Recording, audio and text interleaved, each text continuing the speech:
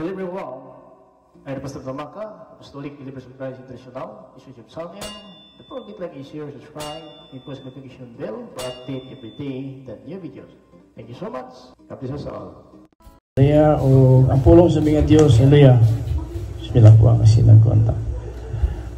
Ang pulong sa mga Diyos, tingin sa pinadayag kung pahayag, Kapitulo 7:14, na matod pa sa pulong sa mga Diyos, sumagot ako, hindi ko po alam. Kayo po ang nakakaalam, at sinabi niya sa akin, sila ang mga dumadaan sa matinding paghihirap. Lininis nila at pinaputi nila ang kanilang damit sa pamamagitan ng dugo ng tupa o kordero. So ito mga kapatid, na ito po ay nakita na po ni Apostol Juan doon sa langit. Napakarami po. Napakarami na po mga tao doon na nakita ni Apostol Juan. Hindi mabilang. Hallelujah. Atras natin sa verse 13. Atras natin sa pahayag chapter 7 verse 13. Nakita ni Apostol Juan napakaraming tao doon. Hallelujah. Tinanong ako sa 24 na pinuno, sinong taong iyon nakadamit ng puti at saan sila nanggaling? So nakita ni Apostol Juan doon po sa trono ng Diyos, 24 ka upuan, 24 ka lingkuranan, anaan dito ang mga kaliwat ni Abraham. Gikan sa mga kaliwat ni Abraham, sa 12 mga kaliwat ni Abraham o sa mga apostol. So 24 sila nagalingkod ngadto sa gingharian sa buhing ang Diyos. O dito sa gingharian, nakita ni Apostol Juan ang mga tao dito, petindaghan na yun, dili mabilang. Huwag mo na nga nangutana ang anghel. Asa man sila, gikan. Matod pa sa ingan Apostol Juan, ikaw pong nakakaalam. Na sinabi sa kanya na sa akin, sila ang mga dumaan sa matinding paghihirap. Now, sa ating panahon ngayon, matindi talaga ang naranasan natin paghihirap. Kasi kahit sa ating pamamahay, sa ating pamilya, kaibigan, kung sabihin natin kamag-anak, ay talagang ang ating pagkristyano ay sinusubok. Ibig ba tayo? Sinusubok. Mga problema dumating. May panglalait, may paninira. So hindi may iwasan natin yon. So kaya ang ating pagkristyano dito sa lupa, kailangan talaga natin na maging matatag. Ibig ba tayo? Maging matatag tayo dahil kapag hindi tayo matatag sa ating pananampalataya, baka po hindi tayo makasama dito. Pero ito mo nakapasok doon ay nakaranas, dumaan sa matinding kahirapan. Yan o, paghihirap. So ang paghihirap mga batid, ang Biblia po nagpapatunay dito po sa Mateo. Hallelujah, Mateo Kapitulo 10, 21, 22, 34, 39. So ito po ang pinakamatindi sa ating pamuhay ngayon dito sa sanlibutan bilang Kristiyano. Kasi ito po sinasabi po ng Biblia. 10, 21, 22. Sa panahon iyon, may mga taong ipagkalulo ang kanilang kapatid para patayin. So, sa panahon daw nating mga Kristiyano, may mga tao daw na ipagkalulo ang kanilang kapatid upang patayin. Di ba? So kapatid ano pa kaya sa ibang tao talaga masama ang pag-iisip, masama yung tension sa'yo. So, dumaan talaga tayo sa panahon natin ngayon na mag-ipit, mahirap ang ating kalagayan. Dahil po, mismo ang sinabi po ng Panginoon Kristo, kapupuutan, no? Kapupuutan kayo. At sinabi dito, sa panahon iyon, may mga taong magkalulo ng kanilang kapatid at para patayin. Ganon din ang mga ama sa kanilang mga anak at ang mga anak sa kanilang mga magulang.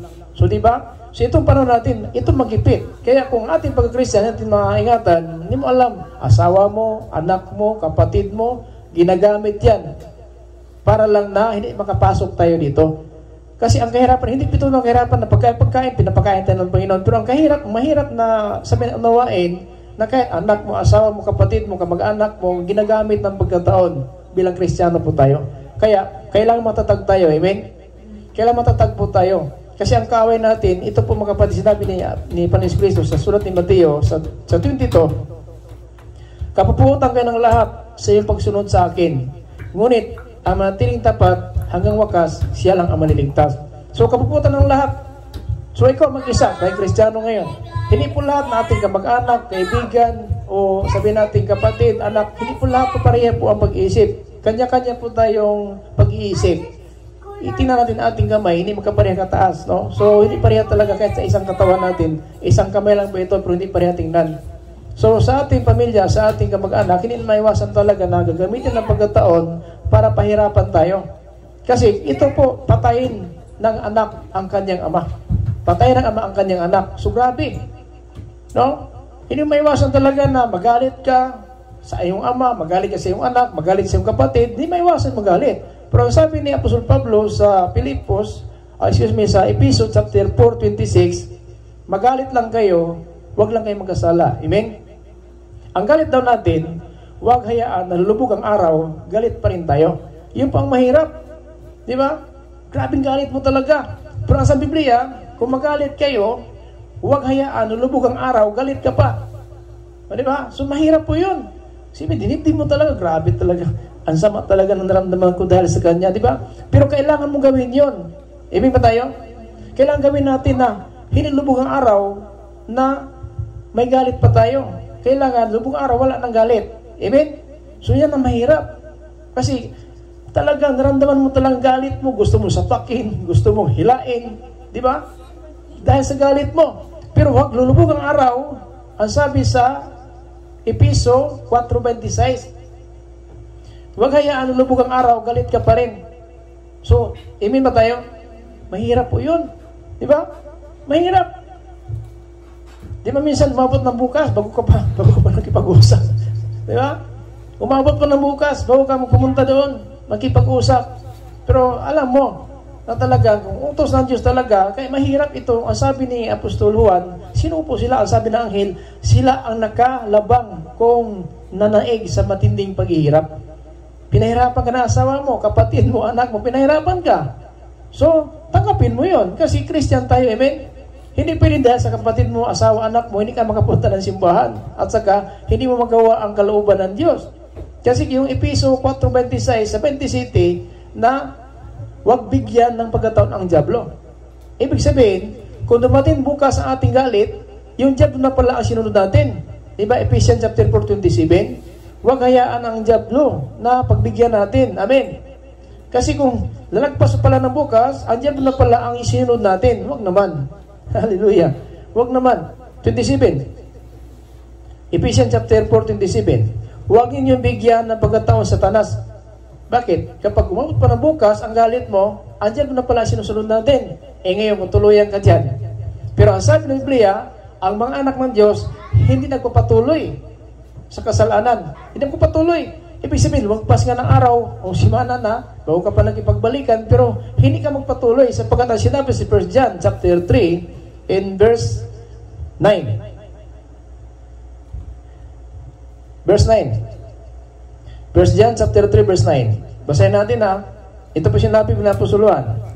Ang sino mang mga anak, naging anak ng Diyos, hindi nagpapatuloy sa kasalanan dahil ang katangian ng Diyos ay nasa Kanya.